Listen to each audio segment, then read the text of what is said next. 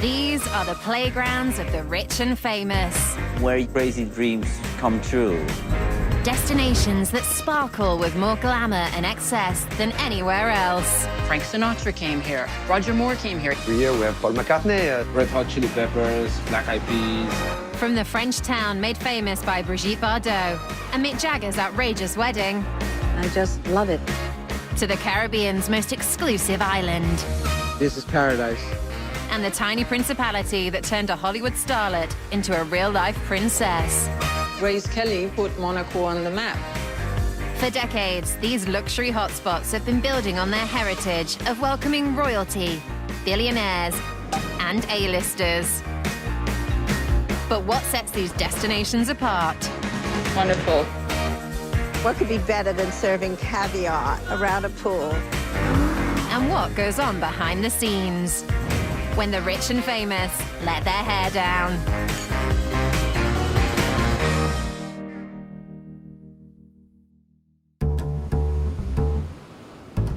In this episode, we're in Monaco. It may be a tiny country, but boasts 0% income tax rates, a world-class harbour, and its very own Grand Prix. You come into the port, Lewis Hamilton's arriving, you've got $1 billion of super yachts. I think for certain people who are trying to be a star, I think it's one of the places you have to be seen. This haven of the super rich is less than a square mile in size, but is home to almost 10% of the world's billionaires. There are about 200 plus billionaires in Monaco. Good food, beautiful sea, fantastic scenery, so I think they come for the same reason. Bordering France and Italy on the Côte d'Azur, Monaco is renowned for its casinos, super yachts, and being a place where the rich and famous go to have fun. You know, Bono has a place nearby. Elton John has a place nearby where famously Meghan Markle and Prince Harry escaped to a couple years ago. George Clooney and Amel, they just bought a place in the Var. Being a resident in Monaco is one of the greatest, I think one of the greatest, not just luxuries, but honors. But it wasn't always like this. Until the 1950s, Monaco was a little-known principality with its own royal family. Until Hollywood came calling. Grace Kelly's charming personality is known to millions of cinema-goers. She's seen here this evening. When a young actress named Grace Kelly fell in love with her real-life Prince Charming, Monaco took center stage. And here, aboard the American liner, Grace Kelly takes it easy on her way to Europe. When Grace Kelly married Prince Rainier, 20 million people tuned in to watch the show on TV. Before, nobody even knew where Monaco was. You had 1,500 journalists descend on a tiny principality and 700 wedding guests, including Cary Grant, Ava Gardner, and Aristotle Onassis. Onassis actually held the wedding party on his yacht, the Christina Ode. It was the most glamorous wedding ever. You know, forget Charles and Diana, forget, Kate and William. Prince Rainier and Princess Grace was a truly global event. Following in Grace Kelly's footsteps came a new jet-set elite, keen to make the principality their playground. Monaco became a hotspot for celebrities. Frank Sinatra came here. Roger Moore came here. You had people like Prince. He played a secret concert just across the port here at Stars and Bars. I ran into Cindy Crawford. She was here for a book launch. Jennifer Lopez, she popped off a yacht to go shopping for the day. Sylvester Stallone, Rihanna, they've all been here. Grace Kelly is such an icon, both in fashion and in glamour. So she came from all the famous Hollywood movies that we all know, and she put Monaco on the map.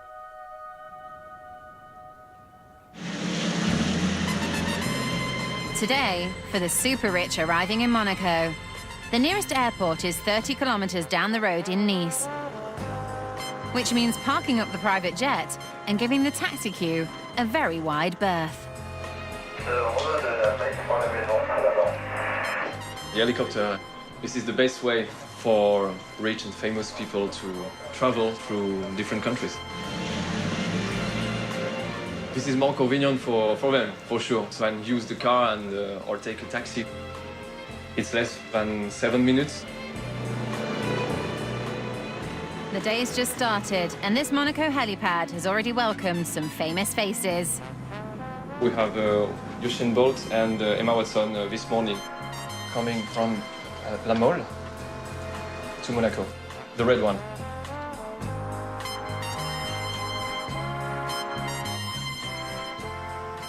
On his way to the Principality today is millionaire designer Federico Uribe, who's traveled the world, but is lucky enough to call Monaco home. The three things to describe Monaco are the luxury of it, the excitement of it, and the beauty of it. You know, you see all the coastline, the houses, and it's just really spectacular. My family has been here for a long time, and after being apart from my family for, since boarding school and work, and then my master's, it was nice to come somewhere where the family is. Federico's returning with a burning ambition to make it big in the family business. My family's been in fashion for 70-odd years. We've been in the production of textiles, so I've always been around fashion and textiles and runway shows and so on. To make his label stand out to Monaco's super-rich shoppers, Federico's brought his favorite model. I was visiting Madrid, and I brought Raul because I just launched a new collection of my fashion label. He's been a model for brands like Armani and so on, so he's had a very big modeling experience, and I wanted this beautiful face on my clothes. But with so many luxury boutiques, Federico faces tough competition. You know, you have the best designers in the world having their boutiques here, and you have everything from, Celine, Prada, Louis Vuitton, Ferragamo, everything you have. Monaco is a place where you have so much stand-outs that it's difficult to stand out. Where you have, the nicest cars, the nicest clothes, the nicest events. But yeah, it is important, and here in Monaco, everybody makes an effort to be special, be seen, and to stand out.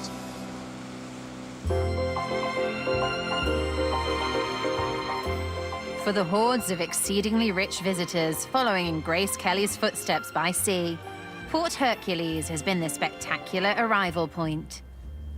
Behind us is the Monaco Yacht Club, and we're here in the port, surrounded by history. The Royal Palace is just above us.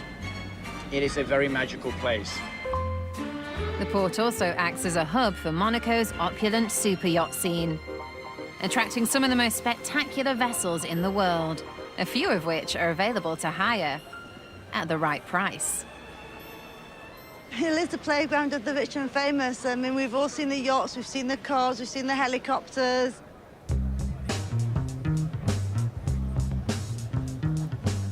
At the heart of this multi-billion-pound industry is British expat Jen Howarth,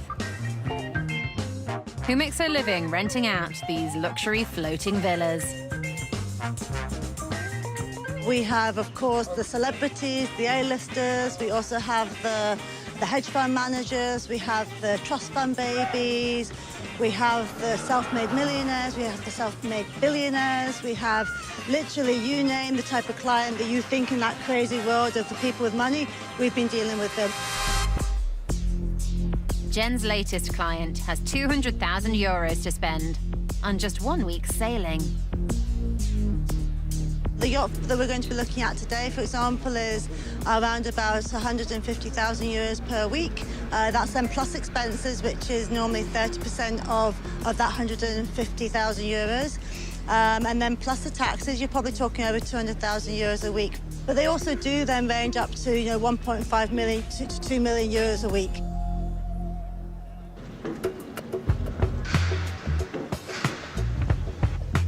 Hi, Jenny. Hi, Ethel. How are you? Great to see you. Lovely. Beautiful yacht. I have a client who's in a villa, and they want to charter a 6-bedroom yacht. Would you like to perhaps step on board Yes. and we can start the Show tour? me around. Super. Ethel represents high-end clients, for whom a super yacht rental fee is just a drop in the ocean. We did Madonna's party. We did a wedding where Ross from Friends was at. I mean, honestly, there's so many famous people down here. So this is the main salon. Yeah. So after the guests generally arrive, they'll generally walk in here, and this will be their first impression of the yacht. Great. So we have a beautiful chandelier, the TV. My client, who's English, works in the city, his budget to charter a boat for a week is going to be around 150 to 200,000. And we can continue on into the master stateroom, which is a beautiful stateroom. I think it's kind of got a colonial look to it. It's very beautiful, very light, leading through to here. You have the master stateroom bathroom in here. Phil, if you'd like to go ahead and have a look in there. Oh, it's vast, actually. Stewardesses will come in every time a guest leaves Oh, the really? cabin. Not just in the morning? No, each time. Each time. Every time they use the washroom, every time they flush the loo and clean their hands, a stewardess will come in and actually dry the area and make sure Ultimate that luxury. And for some of Jen's clients, no effort is spared in the name of luxury. We have recently, I had a request where a lady, she only wanted to bathe in Evian water and it had to be a 500ml bottle rather than a litre bottle. I mean, that's kind of a crazy request, but it's true. Or you have, you know, they only eat a certain amount of caviar and it has to be flown on a private jet from Iran. Is it possible? Everything's possible. Okay. Coming up, we find out where the super rich stay, when money is no object. The suite Prédor is sold at about 15,000 euro per night. And the special perks of selling clothes to celebrities. Whenever she loves the dress, she will break out in Goldfinger.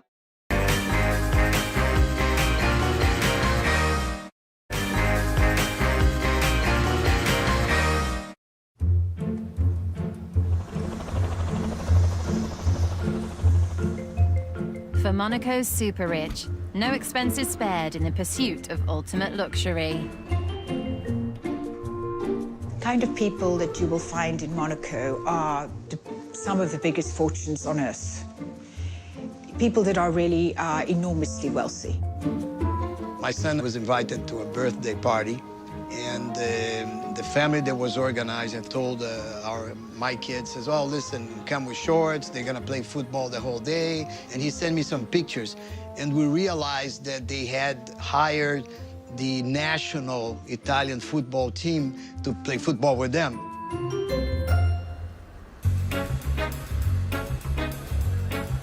The Principality's ultra-luxury hotels are the first stop for the A-list.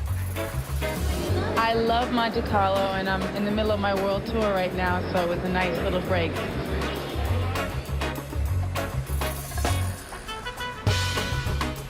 At the top of the tree is the Metropole, where celebrity guests, including Rihanna and Beyoncé and Jay-Z, have recently enjoyed the high-end treatment. Comment allez-vous? Ça va? Ça se passe bien? Un petit peu de monde? So we have a pool designed by Karl Lagerfeld. We have the best designer, Jacques Garcia, who designed the hotel. And we had Joël Robuchon, the most Michelin star awarded chef in the world. Eager to serve every whim of his exclusive clientele is General Manager Serge Ethuin. Now we are entering into the main lobby of the hotel, where the action is going on. The hotel attractions include the Givenchy Spa and the Côte d'Azur's only Michelin-starred Japanese restaurant, where the food comes literally plated with gold. The chef is putting some truffle on it. And at the end, some gold leaf. Some gold leaf on the top, and just a bit of caviar on it. At the very top of the hotel is the destination for the most important visitors. So welcome to the 7th floor, which is the most luxurious floor of the hotel. So we are going now to see the suite corridor, which is, if you wish, our presidential suite. I want to introduce the concept of emotion. I believe we have reached perfection when we can touch emotionally the customers. And that's, for me, extremely important. And the going rate for the presidential suite will certainly make some feel emotional. The suite Prédor is sold at about 15,000 euro per night. So here we are in the main entrance. So the presidential suite of the hotel, designed by Jacques Garcia. This bedroom with such an amazing view overlooking the city and the Principality is definitely the best spot in town. Serge and his team have their work cut out, keeping standards as high as the prices.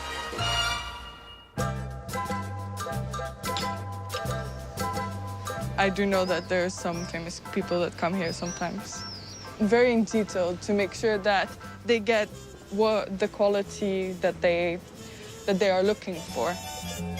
When your guests are international A-listers, the little things left behind could be worth a few years' salary. We have found earrings. Sometimes they hid money between the cushions, the extra cushions. And we have found necklaces, bracelets, so many times underneath or in the sides that they have forgotten, and they're so happy that we found them back. Well, definitely it is expensive, but it's in Monaco. You're close to all the luxury stores, and it's a very beautiful place in the south of France.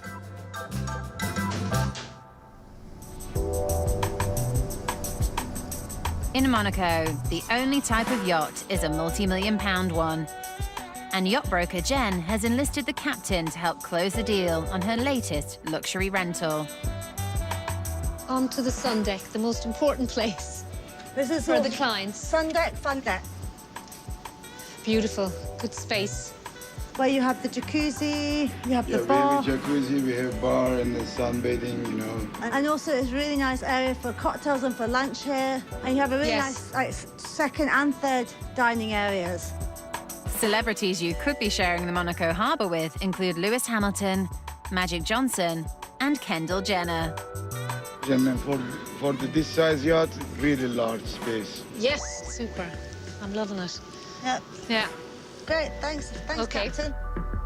So, will it fit the bill for Ethel's super-rich client? He's an important client. Yeah. And a regular client. I've known him for about 10 years, so, and I know he'll be happy with this boat, actually. It's a lot of space, and it'll suit the smaller kids and the older children as well. Right. This is the type of wealth that we're talking about. It's they trust a little circle of people, so when they want that certain thing, that they get that certain thing, and money is no object. Let's hope we can do some business. Yeah, let's hope we can do some business. I can go back and talk to him, and we'll get. I'll contact you. Great, thanks. Okay.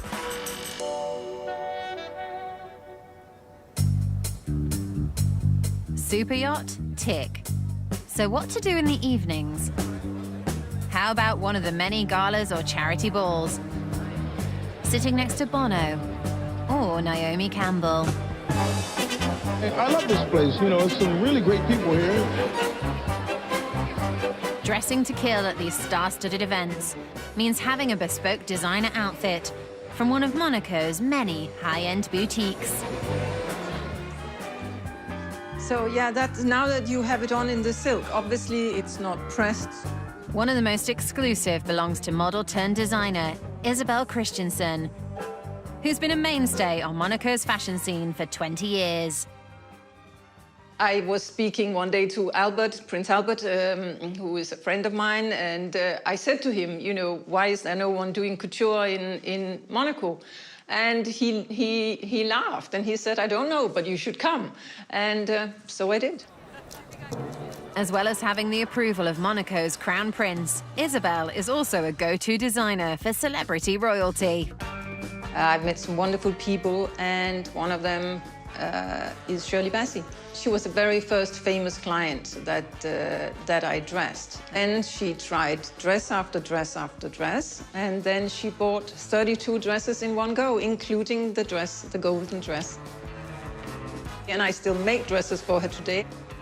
She comes up here for her fittings, and I always know if it's a good dress because she starts singing. Whenever she loves the dress, she will break out in Goldfinger. Unfortunately, I can't sing, but... And we just laugh, and we laugh and we cry because we have amazing times here. My dress was chosen from my collection for Nicole Kidman for the Moulin Rouge.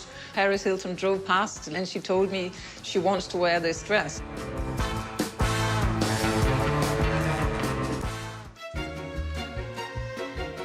Today, Maureen, a regular clients come in to buy outfits for the party season. Yeah, it looks fabulous.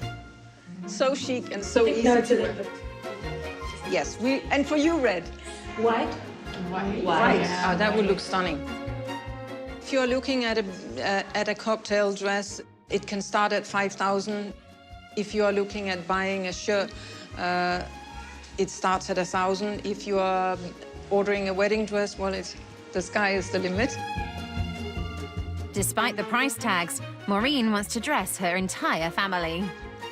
Well, you know I can't resist. No, it's very cute. So you bring their favorite dolls, and then I'll make the matching gowns for their dolls. Leah would very much like to that we fit this top, and we make the skirt bigger. Okay. So we can make a little waistcoat and little pants, if you like. For the ultra-rich that love Monaco so much they can't bear to go home, there's a vibrant market for residential properties, where the neighbours could be a Grand Prix winner or Wimbledon champion. I used to live in the same building of Djokovic, and many times I saw Djokovic going to the tennis tournament on a bicycle. He just took a bicycle because it's 300 meters. Finding the billionaires their dream Monaco bolt holes is big business. Caroline Olds has been a luxury real estate agent here for 15 years. This is Fontvier, which is the newest part. It was built in the 70s, and people like to live here because they like to look at their boats. So this is a very, very popular area.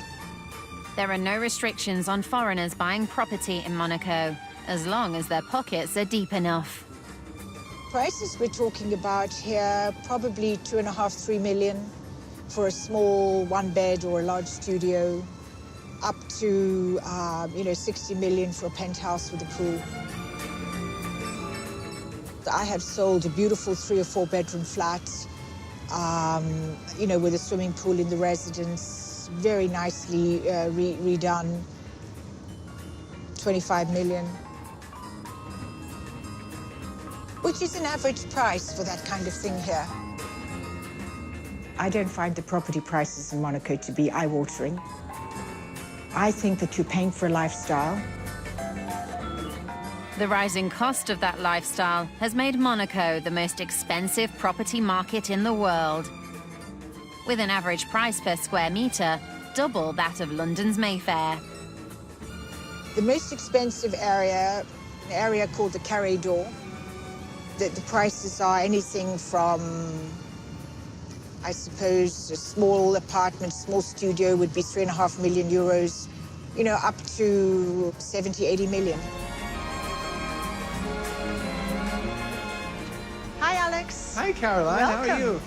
Great. Nice to see you. Today, Caroline has a client looking to rent a luxury apartment for himself and buy a property for his daughter. So this is the flat? Mm-hmm. The residents here, they do tend to move around a lot. Thanks. Into bigger apartments, smaller apartments, lifestyle changes. So there's a big market in rental properties.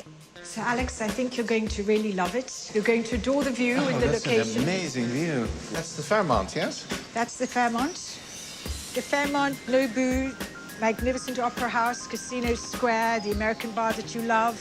And look, right on the Grand Prix track. The Grand Prix track is right there. Yep. Oh, you could have fabulous parties here. Absolutely, absolutely. Wonderful. Alex, he's a very successful guy. He was in banking before. He's been retired for several years. He travels all over the world. He goes to lots of different exotic places. He's a typical Monaco guy. And then you have a separate dining here. So that's the dining room. So this room is the 3rd bedroom, Alex, probably be for one of your daughters. Oh, they love The it. apartment has actually 2 baths. And then you have a lovely, nice terrace here again. Another terrace, uh-huh. That's beautiful. It's a super apartment. Yeah, it's very nice. I like it. This 3-bedroom apartment is in the same building as the exclusive Metropole Hotel and includes access to room service and the luxury spa.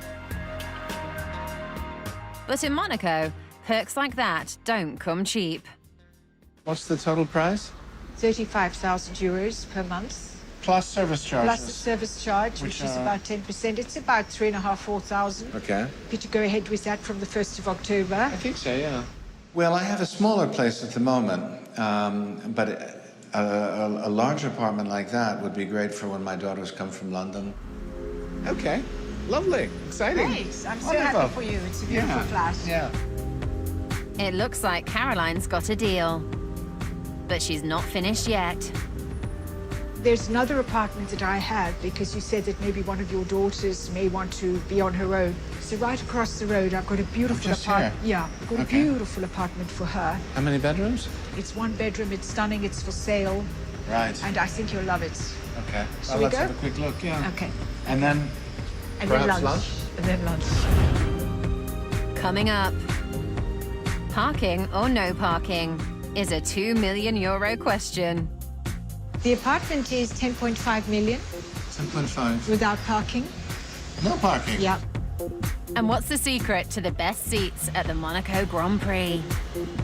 Every celebrity, every billionaire, every very important person, they all want to be trackside.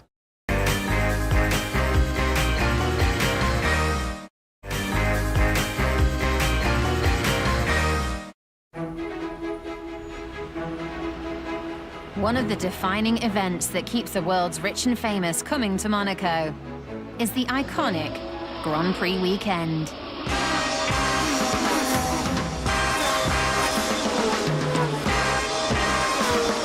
The Grand Prix is a guaranteed weekend of fun. So the Grand Prix is very important. It all started in 1929, when the narrow roads and tight corners of Monaco became the world's most prestigious racetrack. This course is about the most treacherous in the world, with its narrow streets and hairpin bends. And since Grace Kelly made Monaco a celebrity mecca, Grand Prix weekend has become one of the most exclusive and decadent parties in the global calendar. The Monaco Grand Prix is still, to be honest, rates as one of the most exciting experiences of my life. Chris Hemsworth or Matt Damon might pop in to watch the race. I spent one time with Bono and Jay-Z at the Hermitage penthouse. They had just watched the race from the rooftop. It really hasn't changed much. The track has remained the same. And although we are standing currently in a car park, this is the Formula One track. As the big race became the place to be for A-listers, one man spotted an opportunity to provide the ultimate trackside seat. Well, we're standing right on one of the most historic parts of the Formula One track. Damon Hill, Jackie Stewart, Graham Hill, Fangio, Alain Prost, of course, Lewis Hamilton, world champion. They've all driven right here. Some of them have crashed here. This is effectively the Bond Street, the Rodeo Drive of the Formula One Grand Prix in Monaco. Everybody likes to go to a yacht party because everybody wants to be on a yacht. It's a very special place to be. So I thought, well, why don't I create my own, Nicholas's yacht party? And, we had probably maybe 150, 175 guests from around the world, including actually the owner of this yacht, who's a very dear old friend, Sir Stelios, who you might know from EasyJet. But racing Formula One along the quayside has its risks. In 1955 with Ascari and 1965 with Hawkins, who was Australian, in a Lancia and a Lotus, they both went into the water. And they flew straight in. Now, they released their seatbelts, they got out, and they sent the crane down and they pulled the cars up. Also, very sadly, Lorenzo Bandini, who was an incredibly talented driver, crashed his car right here, pretty much where we're standing, burnt to death. I think that was in '67. And the Grand Prix continued. Those guys really had big balls. But still, the super rich keep coming. Right here, 15 yachts, approximately 150 applications. Everyone you've ever heard of, every celebrity, every billionaire, every very important person, they all want to be trackside. This is the only trackside berthing at the Monaco Grand Prix, 15 spots. So you can imagine the negotiations that take place to try to secure your berth. We have successful, self-made billionaires who come. A few years ago, we had Warner Brothers and the film director, Steven Soderbergh, Oscar winner, Syriana, Ocean's 11, Ocean's 12, Ocean's 13. So he came. It is a pageant of decadence. It's Disney World for adults. It's an incredible weekend. For those lucky enough to get a ticket, safety is now the name of the game. This is normally where you will have triple-layer Armco, catch fencing. What, of course, you don't want is a Formula One car in your lobster thermidor, Saturday lunchtime during qualifying on your €50 million yacht. You've got $1 billion of super yachts. You get onto the back of our yacht. There's a glass of champagne or a glass of Whispering Angel Rosé. Would you like some lobster? Would you like some smoked salmon? There's the Grand Prix track right in front of you. Enjoy.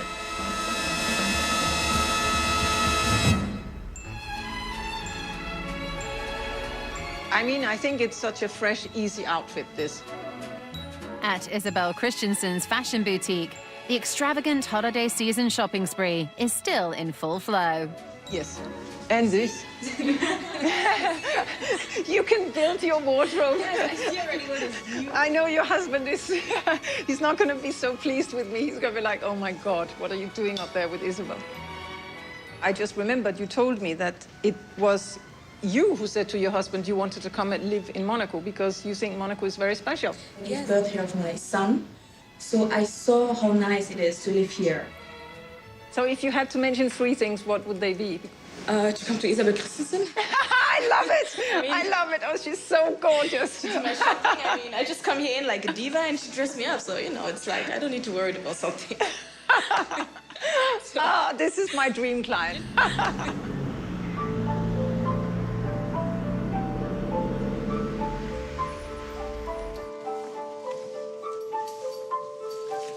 Oh, wow. In central Monaco, super rich former banker Alex has already been tempted by a 3-bedroom luxury apartment to rent. Have you seen the wine fridge? Look at the wine fridge. Wow. Yeah. Wow, exactly. I love the stuff. Yes, it's beautiful. Now he's looking at another multi-million-pound pad for his daughter. Good thing about this property is we're across the road from the spa, so they can deliver. For those that can afford it, buying property in Monaco is an easy win. I owned a place in Monaco which I sold a couple of years ago for an amazing profit. And I think that Monaco prices just, they just keep going up. Wow, look at that view. That's amazing. Whew.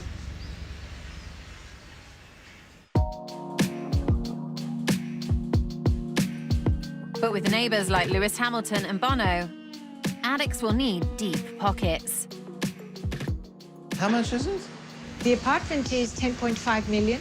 10.5. Without parking. No parking? Yep. So it's over 12 with parking, but it's a massive double spot. It's very rare. But no one wants a building site on their doorstep, especially at 12 million euros. My issue would be there's construction going on in front at the moment, and I don't know how much longer that will last. You like it? Yeah, of course I like it. I love it. Let me think about it. And then in the meantime, maybe we can go and sit down and maybe have lunch and we can sort things out with the other. I'd love to. Let's have lunch. Okay. That sounds good. Super beautiful. It's much smaller, but it's a generous 1-bedroom. Yeah, I definitely would think about it. I love the finishes and the fabrics and the bathroom and the kitchen. It's lovely. I think it went really well because I did a lot of research and I really tried to understand what he wanted. And it's exactly what he asked me for. For self-made millionaires the world over, Monaco's become a place to live the celebrity lifestyle. Do you want a top up, yeah? Matt made his fortune back in Yorkshire. Vodka for me. Yes, I always saw the exciting stories and the lights of amazing places like Monaco. So I didn't know how, but I guess it was always going to feature in my future in some way. Cheers. Cheers. And in my early 20s, I actually opened my first bar, which was followed by my first strip club. I built what became the UK's largest chain of strip clubs. I was kind of living every 20-year-old's dream. That moved me into some other businesses as well: property, leisure, finance. We were just talking about a towel shortage due to a pooing dog the other day. Matt's millions have bought him a yacht, the Sea Squirter, to live the Monaco party lifestyle of his dreams. And we've had some pretty adventurous nights on here. A couple of months ago, we probably had 14 or 15 people on board, and somebody ran up from the back telling us that somebody had gone overboard 15 minutes ago and she hadn't been seen since. And this person's actually a very well-known celebrity. My heart stopped. And then all of a sudden, this girl walks up from the toilets, had no idea what was going on, and somebody went, "She's alive, put the music back on." And we all started partying again. Tonight, Matt's heading to one of Monaco's most exclusive watering holes, the Sass Cafe, where he hopes to rub shoulders with the super rich. In Monaco, I'm always either strategizing on a project or doing nitty-gritty or going to the right party at the right place to meet the right people that ultimately I'm going to do business with. I had dinner there 2 weeks ago and literally sat 2 seats to my left with Duncan Bannatyne and 3 seats to my right was Philip Green. I mean, I really can't think of anywhere else in the world that you can say that night after night after night. Coming up, Matt hits Monaco's most exclusive dining club with big hopes. Sass Cafe is unquestionably the most vibrant place in Monaco. But will his bar bill be even bigger? So when you wake up the next day in Monaco, it's like, wow, where did that 30-grand bar tab come from? And in his millionaire villa, Federico gets his fashion shoot underway.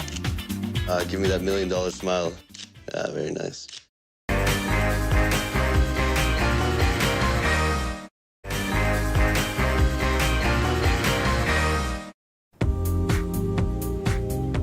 In a glamorous villa up in the hills of Monaco. All right, let's do it. Fashion designer Federico Urabi's photo shoot is underway. He's targeting the millionaire market. All right, so the first shot we're gonna take is of Natalia on this hoof. Right now, we're shooting predominantly some robes that we designed and some polo shirts, which are the new products for the coming months. And then we will present some of those products at New York Fashion Week. So this garment is really inspired in how we can make hotel bathrobes sexier and more apt for, the day-to-day use. I think that our clothes are inspired by this region. Everything is inspired by this area, by Monaco. Has anybody ever told you that you look a bit like Enrique Iglesias? Yeah, all the time. See, give me that $1 million smile. Yeah, very nice. Okay. Thank you.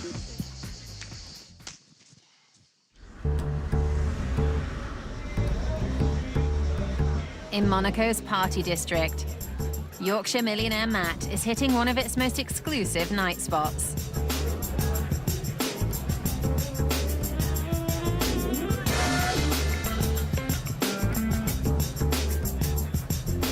Sass Cafe is unquestionably the most vibrant place in Monaco.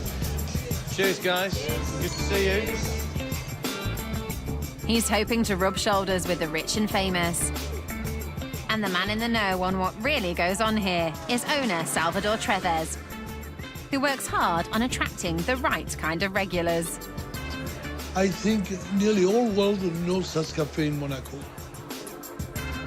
Everybody wants to come here.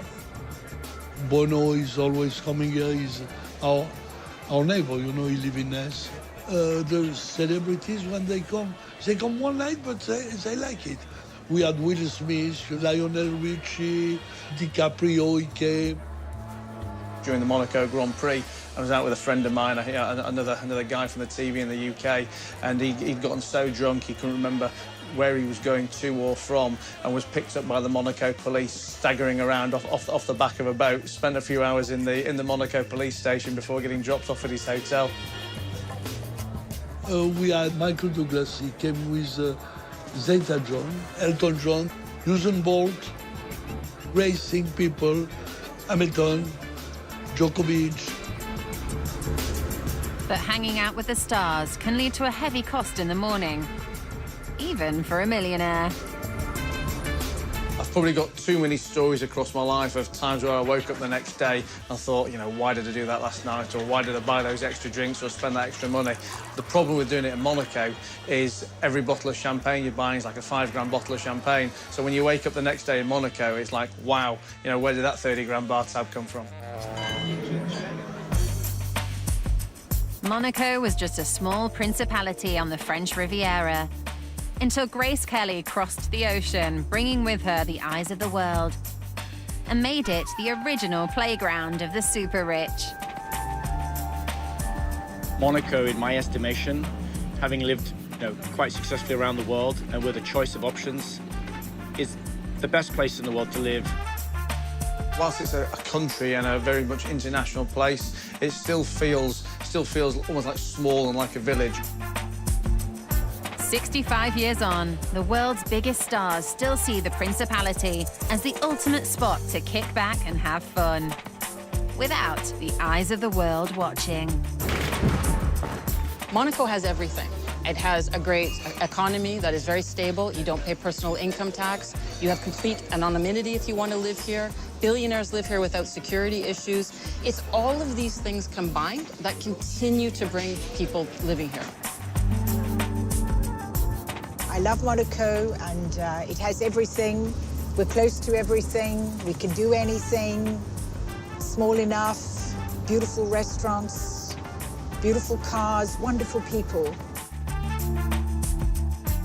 You are an hour and a half from London, an hour from Milan, 45 minutes from Rome, 45 minutes to Barcelona. So you're very well placed and with a beautiful infrastructure.